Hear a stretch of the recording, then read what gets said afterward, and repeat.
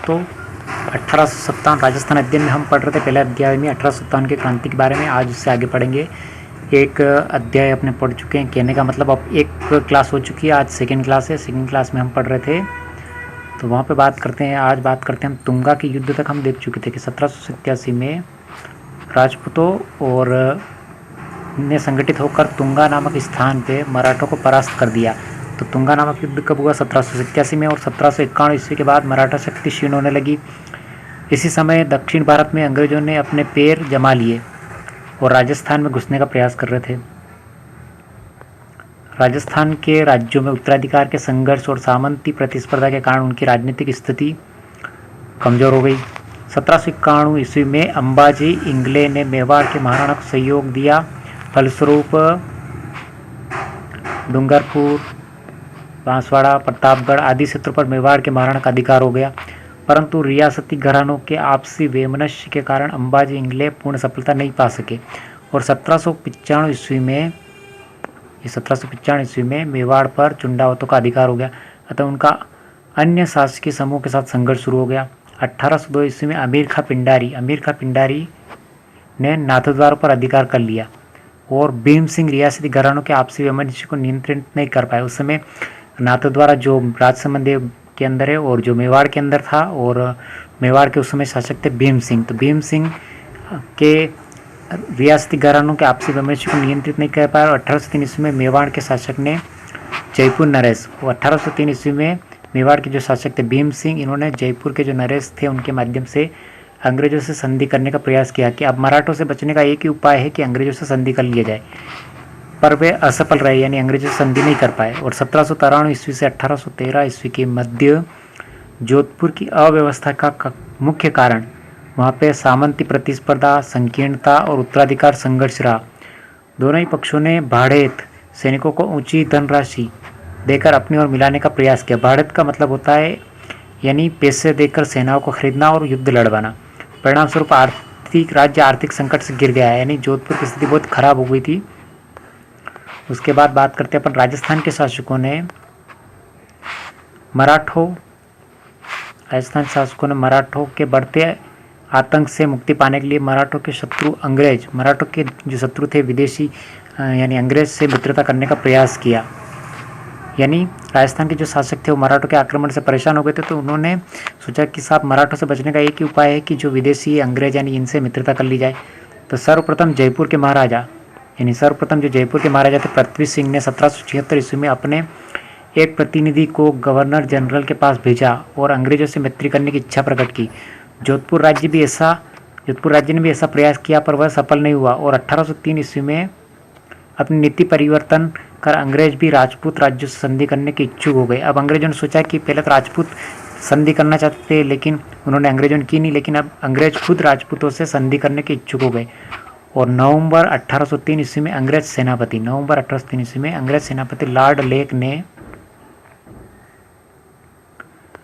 Lord lake ने राजस्थान के उत्तर पूर्वी सीमा पर स्थित लासवाड़ी के रण क्षेत्र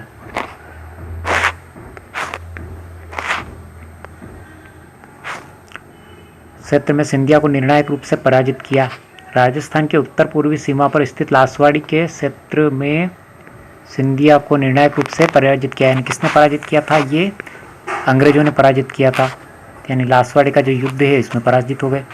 उसके बाद मराठों की इस पराजय ने राजपूत शासकों के लिए मराठों की अधीनता से मुक्ति का स्वर्गावसर प्रदान कर दिया और 1803 ईस्वी की संधि की शर्तों में तय किया गया कि दोनों एक दूसरे के प्रति मैत्रीपूर्ण व्यवहार रखेंगे। यानी अंग्रेजों और मराठों के बीच में संधि होकर दोनों ये मैत्रीपूर्ण व्यवहार रखेंगे राजपूतों के साथ। तो कंपनी इन राज्यों से खिराज नहीं लेगी। खिराज का मतलब जो कर टैक्स लिया जाता है वो नहीं लेगी और आंतरिक मामलों में भी हस्तक्षेप नहीं करेगी। इन राज्यों की सुरक्षा का दायित्व कंपनी पर होगा, यानी जिन राज्यों ने संधि की थी अंग्रेजों के साथ उनका सुरक्षा का जो दायित्व था वो अंग्रेज उठाने का प्रयत्न कर रहे थे। अन्य राज्यों से विवाद कंपनी की सहायता से सुलझाए जाएंगे। यानी जैसे मान लो जयपुर का राज्य का विवाद है, जोधपुर राज्य का विवाद है, तो वो आपस में नहीं सुलझा सकते, वो बीच में कंपनी रहकर यानी अंग्रेज रहकर उनका विवाद सुलझाएंगे। अन्य राज्यों से विवाद कंपनी की सहायता सुलझाए जाएंगे। ये इत्यादि भरतपुर, अलवर, जयपुर, जोधपुर आदि ने संधि पर हस्ताक्षर कर दिए। यानी भरतपुर ने हस्ताक्षर कर दिए अंग्रेजों के संधि पे, अलवर ने कर दिए, जयपुर ने कर दिए, जोधपुर ने कर दिए। इन सब ने मिलकर अंग्रेजों से मराठों से परेशान हो गए थे तो अंग्रेजों से संधि पर हस्ताक्षर कर दिए।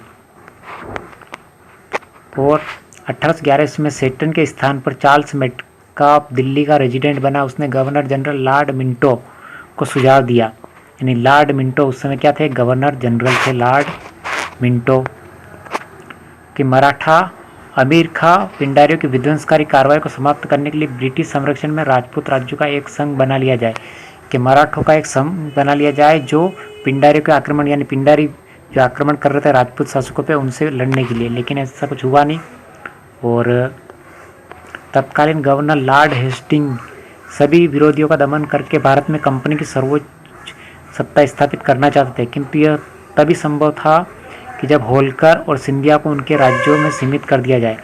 यानी होलकर और सिंधिया ये क्या थे, होलकर और सिंधिया ये मराठा थे, तो मराठों के आक्रमण कम होंगे तो अंग्रेजों उनसे संधि करके उनके राज्यों को संरक्षण प्रदान करेंगे।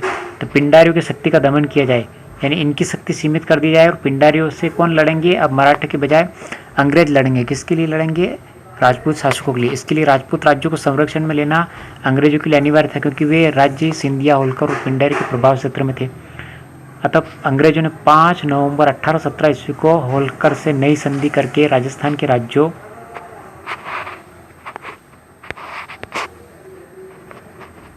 के साथ संधि करने का अधिकार प्राप्त कर लिया। उधर मेटकाफ का निमंत्रण मिलते ही करौली, धौलकोटा, उदयपुर, बीकानेर, किशनगढ़, जयपुर, जैसलमेर आदि ने कंपनी से संधि कर ली।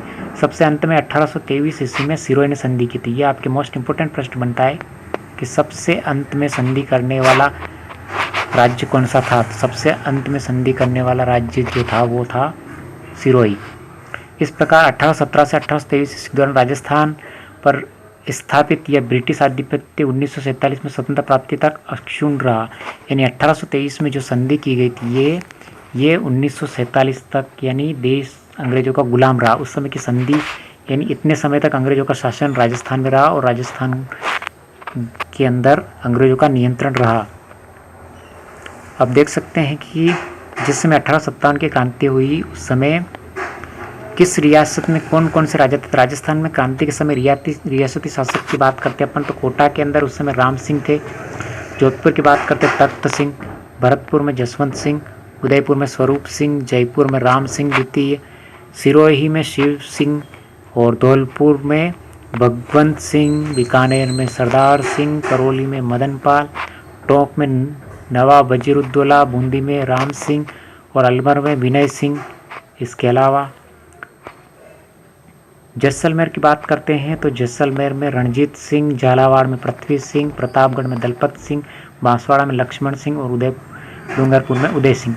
इनकी कॉमन बात अगर करते हैं तो राम सिंह 3 जगह राम सिंह थे उस समय, यानी कोटा रियासत जो है कोटा रियासत के अंदर राम सिंह नाम के शासक शासन कर रहे थे।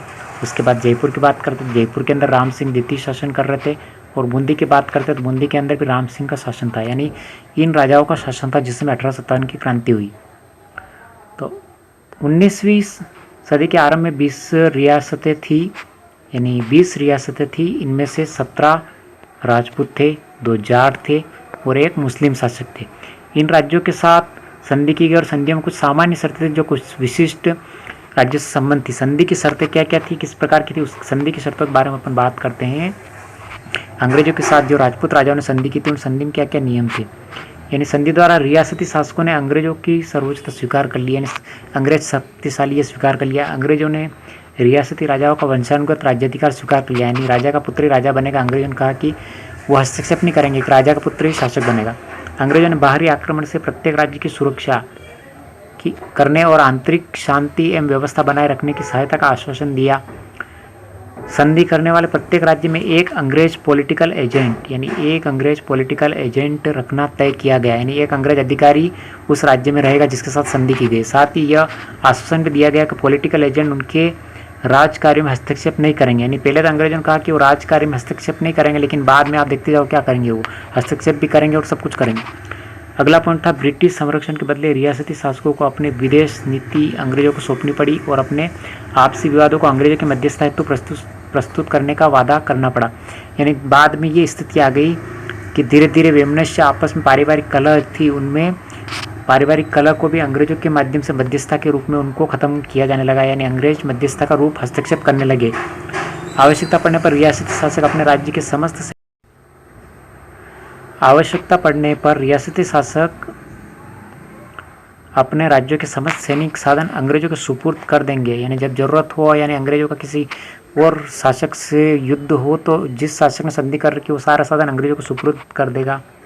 अंग्रेजों को वार्षिक खिराज देने संबंधी धारा सभी राज्यों की संधियों से अलग अलग थी। यानी अलग अलग राज्यों से अलग अलग खिराज यानी कर लिया जाता है। मान लो जयपुर से 10 लाख लिया जाता है तो जोधपुर से 20 लाख, तो उदयपुर से 15 लाख, इस प्रकार से अलग अलग शासकों से अलग अलग प्रकार से कर लिए जाते थे। खिराज की राशि निर्धारित करने के लिए मराठों को दिए जाने वाले खिराज के आधार पर बनाया गया था। यानी मराठों को भी राजपूत शासक खिराज देते थे, यानी युद्ध न करने के लिए और लूटपाट नहीं करने के लिए भी अंग्रेज जो के माध्यम से अंग्रेजों से पहले मराठों को भी कर देते, उसी प्रकार से अंग्रेजों को भी कर देना तय कर दिया गया। ब्रिटिश संरक्षण स्वीकार करने के फलस्वरूप राजस्थान में रियासती नरेशों को सुरक्षा तो प्राप्त हुई पर उन्हें अपनी स्वतंत्रता खोनी पड़ी। यानी अंग्रेज शासकों को सुरक्षा तो मिल गई थी लेकिन उन्होंने अपनी स्वतंत्रता खो दी, यानी कुल मिला के वो अंग्रेजों के गुलाम बन के रह गए थे। उपयुक्त संधियों का राजस्थान के राज्यों पर बहुविध प्रभाव पड़ा और कंपनी सरकार को नियमित रूप से खिराज देने से राजस्थान के राज्यों की आर्थिक स्थिति कमजोर हो गई। यानी कंपनी जो थी अंग्रेजों को लगातार खिराज दे रहे थे, यानी लगातार कर देने से जो राजस्थान के राज्य थे उनकी आर्थिक स्थिति कमजोर हो गई थी और पॉलिटिकल एजेंट राज्य व्यवस्था बनाए रखने के नाम पर निरंतर हस्तक्षेप करने लगे। यानी राजाओं के आंतरिक मामलों में भी अंग्रेज हस्तक्षेप करने लगे। शासन कार्य और अधिकारों में आई कमी के कारण राजा शासन संबंधी कार्यों के प्रति उदासीन रहने लगे और ऐसी परिस्थितियों में ब्रिटिश पॉलिटिकल एजेंट राज्य में तानाशाह बन गए। यानी ब्रिटिश पॉलिटिकल एजेंट राजा से भी बड़े शासक हो गए, यानी राजा के राज्य में वो एक राजा की तरह तानाशाही बनकर शासन करने लगे। कंपनी द्वारा खिराज वसूल करने के अलावा समय समय पर कई प्रकार के खर्चे बलात् थोप दिए जाते, यानी अलग अलग प्रकार के खर्चे लिए जाते थे शासकों से, राजाओं से। तो टैक्स राजाओं ने बहुत सारे लगा दिए थे अपने राज्यों पे, तो उनकी आर्थिक स्थिति राजाओं की दिनों दिन खराब होती जा रही थी। अंग्रेजों ने राज्य के आर्थिक साधनों पर भी अधिकार करने का प्रयास किया। नमक उत्पादन के क्षेत्र सांबर, यानी जयपुर के अंदर जो सांबर क्षेत्र है उस पर भी अंग्रेजों ने अधिकार कर लिया और मेवाड़ में अफीम उत्पादन जो क्षेत्र था, यानी मेवाड़ जो चित्तौड़ और नीमच वाला जो क्षेत्र था मेवाड़ के अंदर, इसमें अफीम का उत्पादन था, उस पर भी अंग्रेजों ने अधिकार कर लिया। शांति और व्यवस्था बनाए रखने के नाम पर भी लगभग सभी राज्यों में अंग्रेजी सैनिक टुकड़े स्थापित कर दी। यानी अंग्रेज चाहते थे कि कोई भी आपस में लड़े नहीं और सारा खर्च ये देसी राज्य उठाए राजा, तो उसके माध्यम से उन्होंने सारे सैनिक टुकड़ियों का खर्च भी देशी राजाओं के ऊपर ही डाल दिया, जिनका खर्च भी संबंधित राज्यों को वहन करना पड़ेगा। और भारी खिराज पर ब्याज और अन्य खर्चों के थोपे जाने के फलस्वरूप राज्यों की आर्थिक स्थिति कमजोर हो गई। मान लो कोई शासक समय से खिराज नहीं दे पाता तो उसके ऊपर ब्याज भी लिया जाता था, ब्याज दिनों दिन बढ़ता रहता, तो उसकी वजह से उनकी राजाओं की आर्थिक स्थिति लगातार दिनों दिन गंभीर होती जा रही थी। राजस्थान के शासकों ने मराठों के आतंक से सुरक्षा तथा अपने सामंतों पर नियंत्रण स्थापित करने के लिए अंग्रेजों के साथ 1818 ईस्वी में की संधि की और संधि संपन्न होने के बाद राजपूत शासकों ने अंग्रेजों की सहायता से सामंतों की शक्ति कुचलने का प्रयास किया। कालांतर में अंग्रेजों ने ऐसी अनेक कदम उठाए जिनसे सामंतों की स्थिति कमजोर हुई और यथा सामंतों की सैनिक सेवा के बदले अब उनसे नगद रुपया वसूल करने का निश्चय किया गया। यानी सामंत राजा जो होते थे या सैनिक सेवा के बदले जो लेते थे उनसे सामंतों से नगद कर लिया जाता। जागीर क्षेत्रों में सामंतों को कई विशिष्ट अधिकार प्राप्त थे, जैसे जागीरों के निवासी अपने सामंतों की आज्ञा के बिना किसी दूसरे स्थान पर नहीं बस सकते थे। यानी जो सामंत होते राजा के प्रभाव में जो काम करते उनके बिना परमिशन के वो कहीं पे भी अपने स्थान नहीं बदल सकते। सामंत व्यापारियों को राहदारी और दाना पानी आदि शुल्क वसूल करके उसके बदले व्यापारियों को सुरक्षा प्रदान करते थे। यानी सामंत जो है व्यापारियों को सुरक्षा प्रदान करते, बदले में वो उनसे टैक्स लेते थे, कर लेते थे और वही कर वो राजा को जमा करते और राजा वही कर अंग्रेजों को देते। उनके इन विशेषाधिकारों को समाप्त कर दिया और 19वीं सदी के पूर्वार्ध तक जागीर क्षेत्र का नेतृत्व सामंतों के पास था। समाज में उनकी प्रतिष्ठा भी बड़ी चढ़ी थी, किंतु 19वीं सदी के अंत तक जागीर क्षेत्रों में सामंतों के नेतृत्व में कमी आ गई और अब वे उतने प्रभावशाली नहीं थे जितने प्रभावशाली पहले रहते, क्योंकि अंग्रेजों के आने के बाद सामंतों का प्रभाव धीरे धीरे कम होने लगा। अंग्रेजों ने डूंगरपुर के शासक जसवंत सिंह को गद्दी से हटाकर, ये डूंगरपुर के शासक थे जसवंत सिंह, उनको गद्दी से हटाकर प्रतापगढ़ के पौत्र थे, प्रतापगढ़ के शासक के जो पौत्र थे दलपत सिंह को वहाँ का शासक बना दिया गया। इससे वहाँ की जनता में ब्रिटिश सरकार के प्रति घृणा उत्पन्न हो गई। इस प्रकार जब अंग्रेजों ने जयपुर की राजमाता थी भटियाणी को अधिकारच्युत करने का प्रयास किया तो वहाँ के लोगों ने क्रुद्ध होकर कप्तान ब्लैक की यानी हत्या कर दी। तो जयपुर के अंदर कप्तान ब्लैक की हत्या कर दी। कोटा में अंग्रेजों ने तत्कालीन महाराव किशोर सिंह के विरुद्ध रियासत के फौजदार जालिम सिंह के दावों का समर्थन किया। यानी कोटा के अंदर भी किशोर सिंह जो थे वो अंग्रेजों का साथ दे रहे थे, तो उनके विरोध में जालिम सिंह ने नेतृत्व किया, तो उनका जनता समर्थन किया, जिससे कोटा के हाड़ा राजपूत अंग्रेजों के विरुद्ध हथियार लेकर उठ खड़े हुए। और अलवर और भरतपुर रियासतों ने अंग्रेजों के हस्तक्षेप कर वहाँ के अवयस्क राजकुमार को गद्दी पर बिठा दिया। यानी अलवर भरतपुर यहाँ के जो जनता ने भी वहाँ के अवयस्क जो शासक थे उनको भी अंग्रेजों के विरोध करते हुए वहाँ पे शासक बना दिया, क्योंकि शासक के अवयस्क होने की स्थिति में अंग्रेजों को राज्य के प्रशासन पर अपना नियंत्रण स्थापित करने का अवसर मिल जाता था। यानी अंग्रेज मौके का फायदा उठाते, वो चाहते थे कि अवयस्क अगर शासक है तो उसका नियंत्रण यानी देख रेख सारा खर्च वगैरह अंग्रेज उठाएंगे नहीं, पूरी नियंत्रण पूरी तरह से शासन का प्रशासन देख रेख अंग्रेज करेंगे। तो अंग्रेज मौके का फायदा उठा रहे थे। तो जोधपुर के महाराजा मान सिंह भी ब्रिटिश सरकार के घोर विरोधी थे और उनके प्रयत्न से अन्य रियासतों में भी ब्रिटिश सत्ता के विरुद्ध असंतोष पनपने लगा। और राजस्थान में क्रांति के समय ब्रिटिश पॉलिटिकल एजेंट यानी ब्रिटिश पॉलिटिकल एजेंट कौन कौन थे? कोटा की बात करते हैं तो कोटा के अंदर political agent major Burton, Jodhpur रियासत में मैकमोहन पॉलिटिकल एजेंट थे और भरतपुर में मॉरिसन पॉलिटिकल एजेंट थे, जयपुर में ईडन पॉलिटिकल एजेंट थे, उदयपुर रियासत में सावर्स पॉलिटिकल एजेंट थे और सिरोही में जेडी हॉल पॉलिटिकल एजेंट थे। तो ये ऐसे प्रश्न है जहाँ से बार बार प्रश्न पूछा जाता है। इनमें से हर एग्जाम में अधिकतर प्रश्न पूछे गए, तो इस चीज़ को आप पूरी तरह से रट लीजिए, पढ़ लीजिए, समझ लीजिए। यहाँ से प्रश्न बहुत ही महत्वपूर्ण, बहुत सारे प्रश्न बनने वाले हैं। तो इनमें से हमेशा बार बार प्रश्न पूछे जाते हैं 1857 क्रांति के, तो इनको आप पढ़ लीजिए पूरी तरह से। इससे आगे की क्लास कर लेंगे। कैसे लगी आपको क्लास? लाइक करें, शेयर करें, सब्सक्राइब करें। Thank you.